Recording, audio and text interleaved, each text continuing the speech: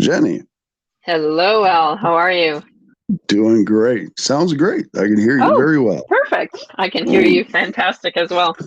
Good deal. I'll open the show. We'll get right to it. All right. All right. Thank you so much. Not a problem. All right, everybody. Welcome back to the No Cover TV podcast. That's right. I'm your host, Big Al, and I take that original local and national music and I shove it in your face. You need to hear it. There's a lot of great music around the world of all genres and age groups. It's amazing. And I feel blessed to be able to bring you the story and the music from all these artists around the world. It's amazing what we're doing. Please check out the past shows. We're actually on the 170th show today, which is amazing me. And my heart's big. So check out the past shows, check out the future shows. We are booked solid to July, and then I am taking a month off, and then back at the grind we go. You can't get rid of me, people. We got to get the story and the music out there. Use my three favorite words: support, support, support these artists. Go to their shows, pay that cover charge if there's a cover.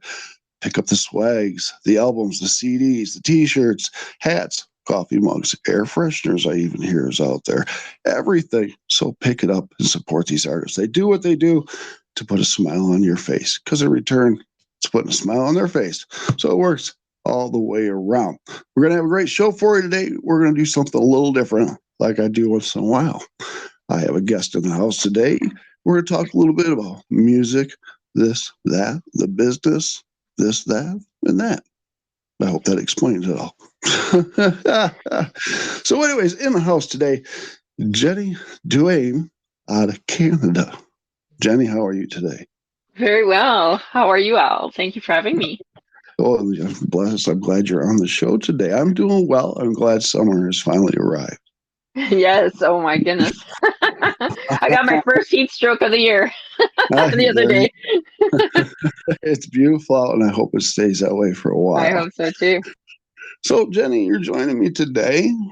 You're not per se a musician or anything like that, but you dabble in the music business and other Yes, I things. do. Yes, I do. Yeah. I So, actually have started very young as a musician, whether it was singing or playing an instrument. So I do, like you say, dabble in it. I try, uh, but I uh, wouldn't say that I'm professional or, I try anyway. you try to give it a try. Well, tell me, what would be the first instrument you tried to dabble with when you were young? It was violin. I studied with Suzuki Method for 3 years, and my 3 years. grand my family is musically oriented. My Okay. father started out being in a band and on the road with his brothers Oh. and friends, and they started out with the garage band and ended up going and touring. Wow. So, Live the dream. And yeah.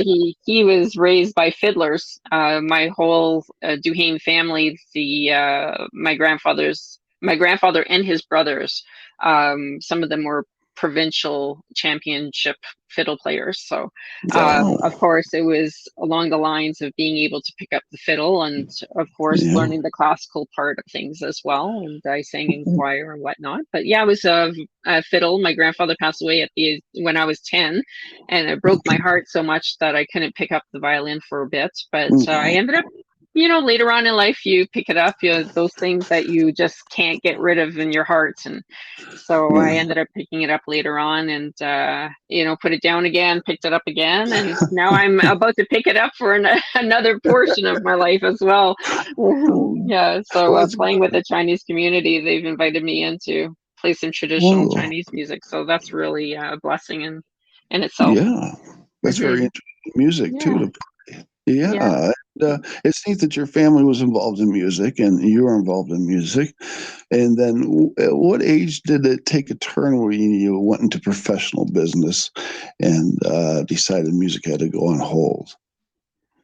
Mm. I don't think music has ever gone on hold for me. I do Mm. sing even right now I'm singing with 150 person choir. We do have an Oh, wow. orchestra that's associated with us. We're a three-tier choir, so we come from different cities of Ottawa, Montreal, and St. Therese in Quebec. Whoa. So when we come together, we're a big gang. We're 150. And we go on tour, we're 200. So, so we do the great classics, right? So that's always a Right. big part of my heart, and that I started probably coming right out of the womb singing. The first screens was probably in like an E flat or something. Right. Oh, But that's cool. Oh, my goodness. So yeah, always high pitch. It was that desk can't right from the get go. Yeah. well, I was checking out your per se resume, and you went to you studied acting Yes. and professional makeup. Now, what was that about? Were you going to go and be an actor? I was. I was. Hmm. I think from the time I was very young, I guess Nickelodeon had come in and we had, PJ Jen and PJ whoever that was that. And I was like, that's who I'm going to be. And my mother had said to me, she says, oh, Jenny, what are you going to be when you grow up? And I said, well, I want to be a police officer, but if I can't be a police officer, I'm damn well going to play one on TV. Oh, that's correct. And it always stuck with me. And yeah, I ended up writing a script at one point. It was a PSA about suicide prevention. And of course, I had to put myself as the police officer. It's not yet published to see it yet, but we're working on it. So you got to fulfill that part that Yeah, you wanted. exactly. Those childhood dreams. But I have been dabbling in acting for a while. I ended up I studied acting in my 20s and put it on hold because I switched hats to become an actor's agent. And one of the rules is that you can't act professionally if you're taking care of other actors, which is a little different than the music business, because you want somebody who's involved in the music industry or, enjoying as a musician or performing or understanding that art to be able to carry on the role of helping other musicians as well, right? That's one of Yes, the I things agree. that even when I was working in music publishing, which I still am working in music publishing. But when I was dealing with scores and going in and working with music pedagogy, with music education for kids and people of all ages, go into the music store and they'd be like, oh, well, who are you to come and sell a book to me? And do you play an instrument? And who are you, right? Like, do you even like music? Do you listen to the radio? All these questions, right? I'm like, whoa, okay, I'm just here to try to help, our kids learn some music with some Lila Fletcher. Conservatory Canada, maybe. But yeah, I was always drilled with those questions. So yeah, I'll go, in my acting days is really about the love, the passion of it. And then I ended up coming to Montreal, and on the set of Barney, I was hearing the actors going, blah, blah, blah, agent this, agent that, blah, blah. I'm like, well, I can do that. I've been consulting actors for X number of years now. I can do that. So I ended up switching hats, but it broke my heart dearly to be able to put the acting aside. And then COVID came. And said, Jenny, because I was working at the church and doing culture there and being able to bring in choirs and helping them out and acting as the mother of the church. And I was like the party girl. Like, let's make it real. I was the party girl. Could have fancy titles, but she's the party chick, right? But yeah, serving the Lord. Good parties, getting the people together, right? So during COVID, I ended up getting slashed in my post because there was nothing that we could do. So I had to reinvent myself, and reinventing myself also meant becoming a producer of mini podcasts with my buddy Robert D'Alessio and Patty Zaragoza. And so in that, I was able to be the creative Jenny and create shows like Jenny's Fun Facts with Noon Hour Out of the Box podcast and Rob's Inner Circle, and doing a lot of fun things like that, and working on the creation of Pilot Bob Dallas, which is a gentleman, Robert D'Alessio, who's a fantastic gentleman who has a passion for aviation, is afraid of flying, but can wear a pilot suit very well and give you all the ins and outs of aviation. He's a phenomenon, that one. So we started this character called Pilot Bob Dallas and worked on that. So he's doing well with that. So go and support him. He's on all the social media sites. Let's back up. Talk to me about the podcast, Jenny's Fun Facts. Yeah, that sounds fun. Yeah, What- it was. It was a lot of fun, a lot of fun. So every week on Noon Hour Out of the Box, the host was Esther Basinski and Robert D'Alessio. Myself. Right.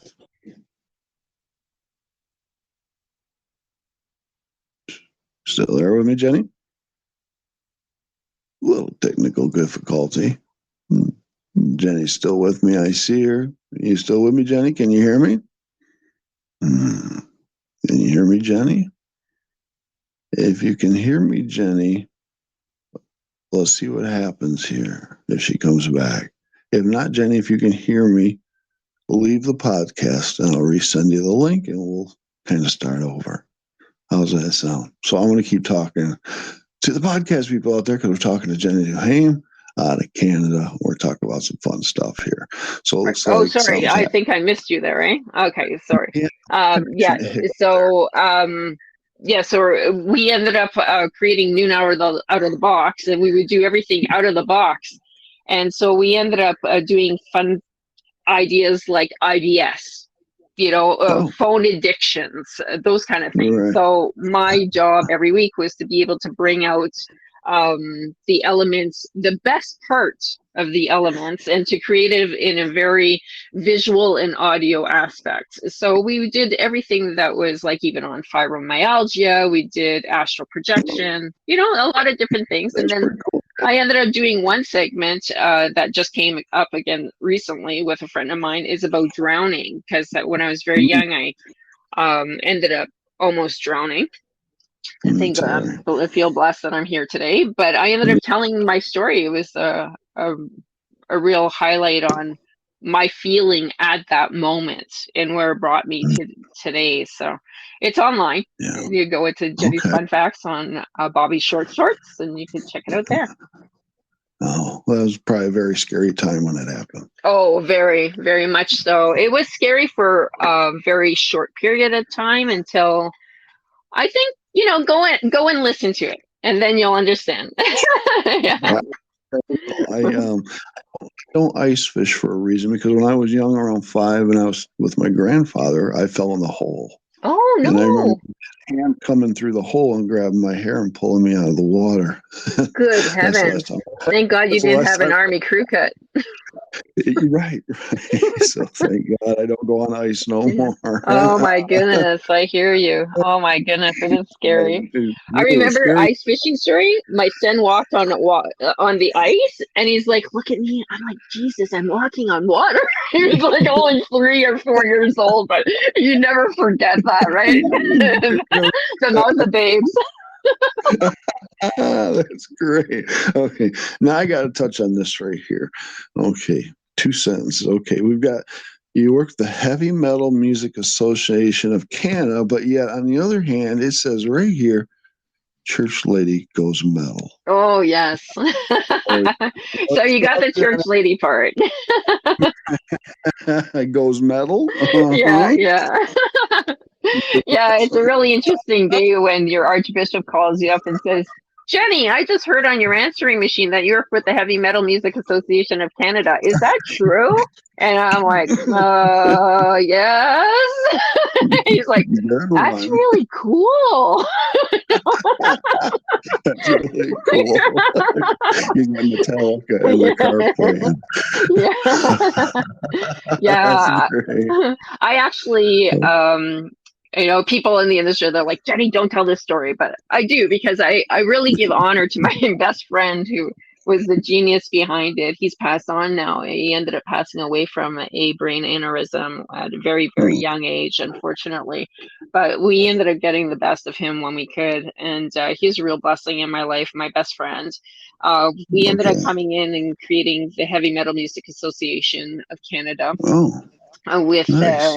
with our friend AJ and Paula Danilovich's PR person. And she's living in Mexico now, but when she was in Toronto.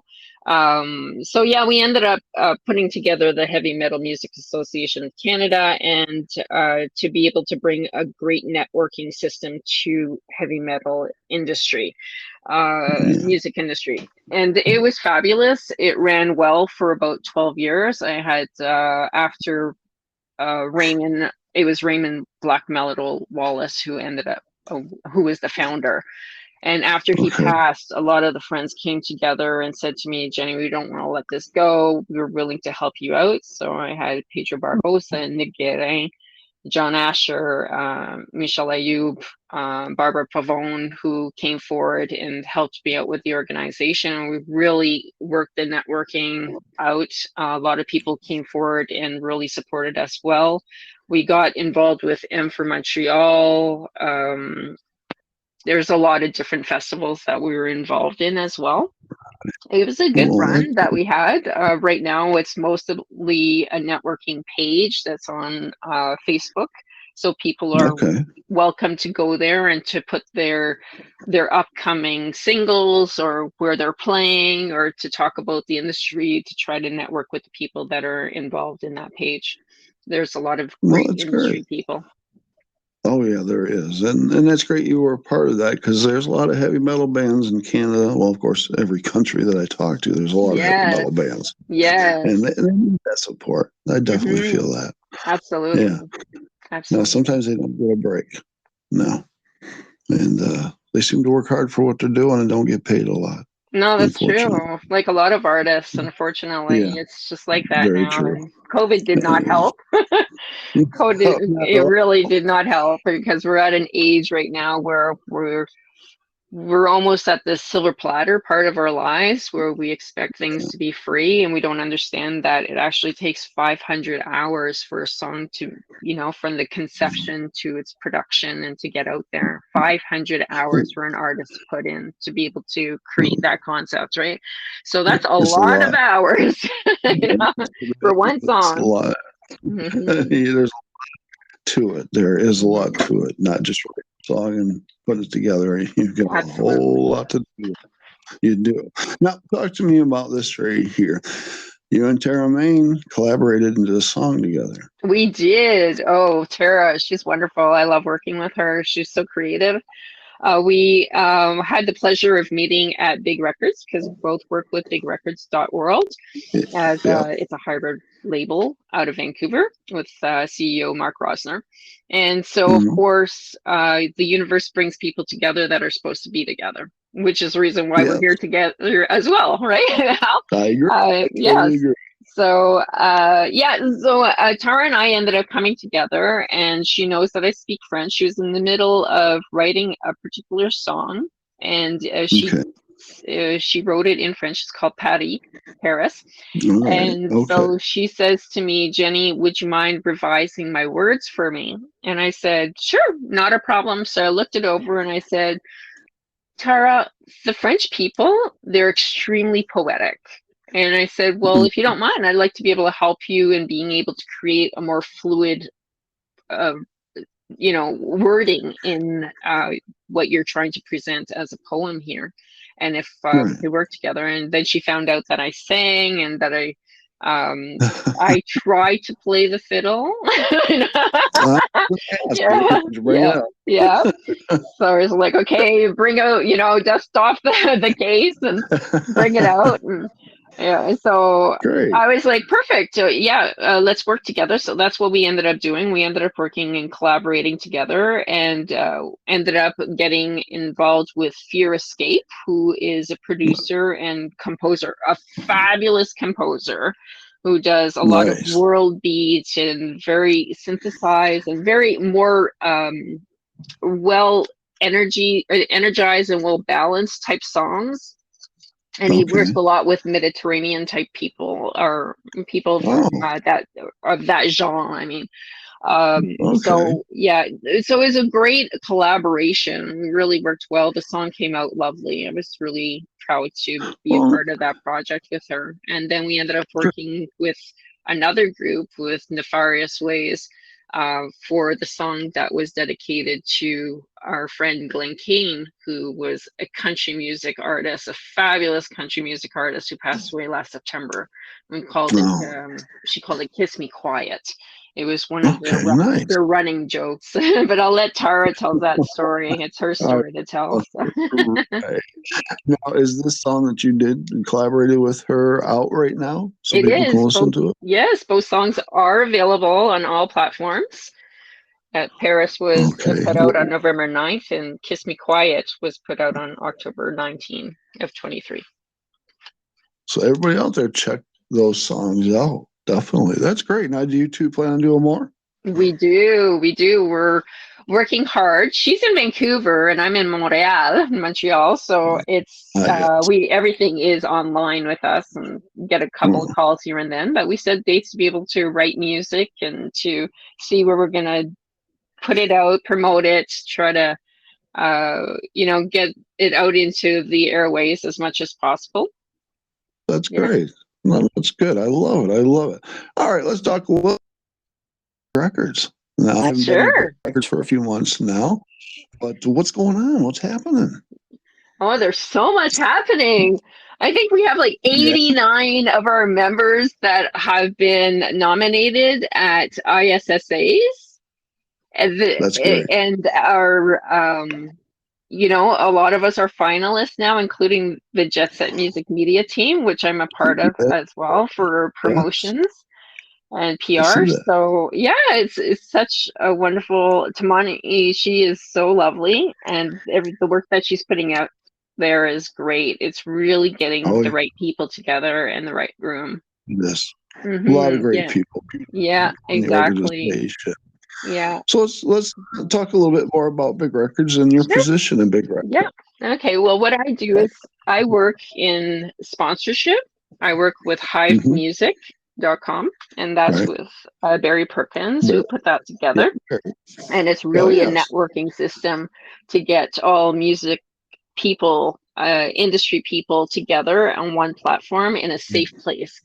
So it's avoiding those trolls and avoiding, conversations that don't have a place there. It's really talking business and really giving the great aspects of how to be able to work in the industry. So we welcome anybody who is in the industry to be able to go to the platform and sign up and to ask to create a channel if necessary. And then to even put in their own music on there. It's wonderful. It has a merch area as well, and so much more to come. So HIVED music.com. You can go there. Yes. Yeah. Yes. With Barry's working hard on it. Yeah, he really is. He's fabulous, and he's so kind to work with, and really, really gentle soul. He is. Yeah. So I also work in music sync licensing, so everything publishing. So the publishing part of me hasn't left me. It's only given me strength to continue with Big Records. It's a different side of it, because it's also going into the music directorship of working with TV and film that I love so much, and being able to embrace other artists to be able to take their music and place them for TV and film. So if there's any music producers or any musical directors out there that are working in TV and film, they're welcome to meet with me and to go through our catalog. I can send them our portfolio for that. Well, that's great. That's great. And on sync licensing, I know that at times it can be difficult to get into that a little bit. A lot of artists have a hard time figuring that one out, and it's nice that you're there to be able to guide them in the right direction. Yeah, it is a little difficult to think of at some point. A lot of people don't think about that, like even to the point of creating scores for their own music. When we come back to music education, a lot of the artists don't think that, those music books that I used when I was a kid to learn how to play an instrument, my music could do that for other kids too. So that's one of the things that we want to gear artists to change their mindset for, because it can become another part of passive income for them as well. And also being able to give back to the community. And, we were kids once, we learned from other people and other artists, and now we're giving back to other younger artists so they can be able to elevate their game as musicians. So those are the things that we want to look in, and it gives great pleasure to be able to continue in the industry. It's all about those other kind of outsourcing availabilities to the artists, right? So we really want to be able to give them those great options and to see all the factors that are available to them, whether it's TV, film, commercial, writing jingles, being able to be okay with allowing other artists to play their works, because a lot of artists don't like Right. that. Not necessarily all of them, but some of them don't. They prefer to sing themselves, but to hear their song being played by somebody else, it was a male that wrote the song, and then it's being played by a woman. It's placed in a different pitch. It has a different sound. It has a different jaw. It could be a little, it works the soul a little bit, right? Yeah. But sometimes it's better to let go, and you know what? You get a paycheck at the end of the day. So why not? Yes, I'll take the check. Yeah, exactly. Oh, that's great. Well, I'm glad you're with Big Records and you do what you do, and Big Records is a great family. Yes, absolutely. It does a great we have thing. a lot of fun together. Oh yes, you guys do. I know. No, I want to. Now, most of my questions are for musicians and artists out there, so I kind of revamped them just a little bit for you. Sure. Thank you. Sure. So, all right. Got itch there. Okay. All right. This question here.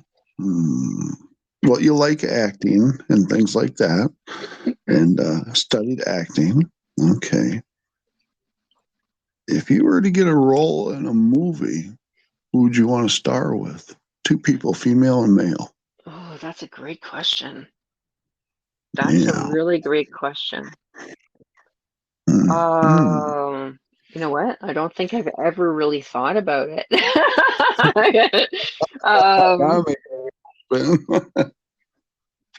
I don't know. I think, what I would love to do is, because I'm learning Mandarin, and I'm also trying to learn Korean. And if I could one day get into a Korean drama with, like, say, Lee Min-ho, or somebody anyway, maybe Dylan Wang. I don't know. That would be fun. I would have to be like a very classic type. I would love to do the classics type of movies where it's like the big stages and you're in the old country, and just the mythological style of movies. I think that would be very fascinating for me. Or something maybe a little bit more modern, and if I also love doing very dramatic things. I love playing roles that I'm not. Very charactery. So if I could play, somebody in a psych ward, or if I could play somebody who just was very temperamental, or maybe even as like PSA stuff. We talked about suicide prevention, so things that would be related to mental health, or relating to like a physical ailment that needs to be brought into the open, then I'd be really open to doing that. But I love playing character roles. Okay, character roles. All right. Let's go to this question. I had to rearrange this one. Let's see how I can put it here. All right. Say you were in New York City. What would be your favorite play to see on Broadway? Oh, my favorite play to see on Broadway. Okay, I got one for sure. One that I would say, well, not necessarily, it wouldn't necessarily be on Broadway, but it could be. But I would love to see Rent, for sure. Okay. The other one is, I would love to see Cheryl Porter in, of course, Mama Cheryl. She's awesome. I love her to death. If she's listening, I hope she's listening. I'm giving her kisses. I would love to see her in the role of what she did as the Italian Lion King, but not necessarily in New York, because it would be in English, obviously. Or that I would see her as in the Little Mermaid. That would be fun too. Yeah, that would be fun. Yeah. That would be real cool. Yeah. I love the way, and I love all the plays, most definitely. Great stuff. My favorite was the Phantom of the Opera. Oh, yes. Phantom was wonderful. We had that in Pantages Theater in Toronto forever. And I've never seen it.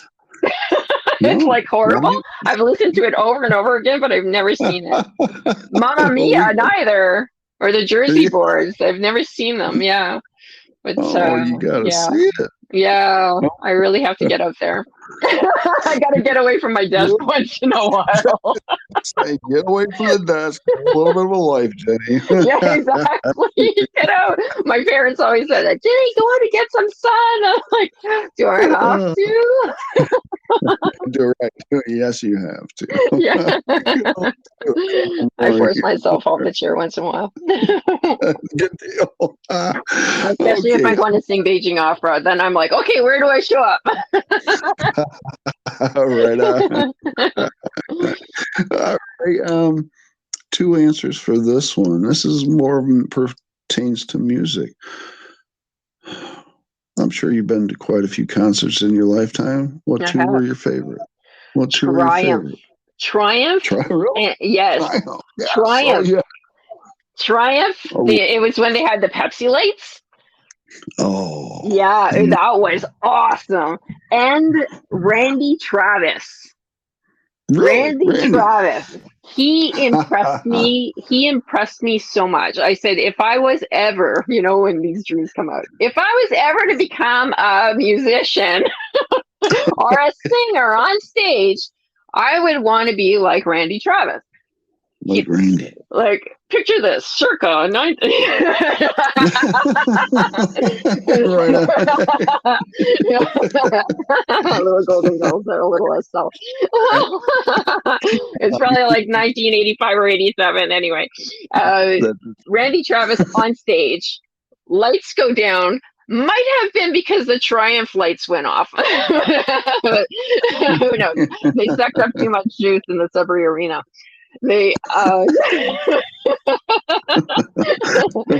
Randy Travis, all electricity goes down. What does he do? He continues to sing.